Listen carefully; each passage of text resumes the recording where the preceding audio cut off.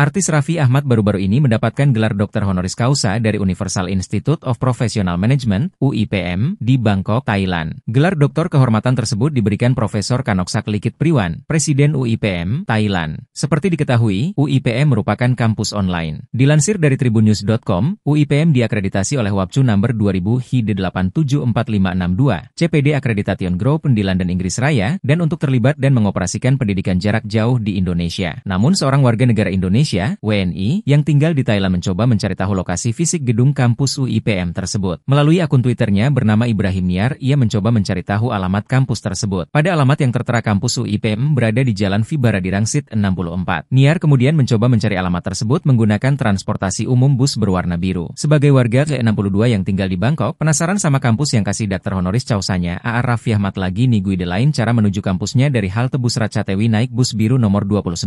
Turun di halte Grand Miracle Hotel, tulis Ibrahim Niar dikutip Tribun, Senin, 30 September 2024. Niar terkejut bukan main saat tiba di alamat yang dimaksud dan ternyata tidak ada kampus melainkan hotel. Taraa sampailah di Vibara Dirangsit 64. Yang ternyata hotel. Sampai masuk dan tanya ke resepsionis terkait kebenaran alamat di website UIPM. Ternyata bukan kampus, tulisnya. Niar mencoba melacak alamat kampus UIPM di internet dan ditemukan 3 alamat. Salah satunya ada di Indonesia. Di Indonesia, alamat kampus UIPM ada di Plaza Sumarekon, Bekasi, Jawa Barat, dan ada juga di Amerika Serikat, AS, serta Rusia. Jadi yang benar kampusnya ada di Bekasi, Rusia, Bangkok atau AS, tulis Niar. Hingga berita ini diturunkan belum ada tanggapan resmi dari Raffi Ahmad mengenai ramai pemberian doktor honoris causa tersebut. Namun di media sosial X, Twitter, nama Raffi jadi trending topik. Melalui akun Instagram resminya Raffi Ahmad mengucapkan terima kasih atas trending topik tersebut. Sepertinya ia belum mengetahui soal apa namanya menjadi trending topik hari ini.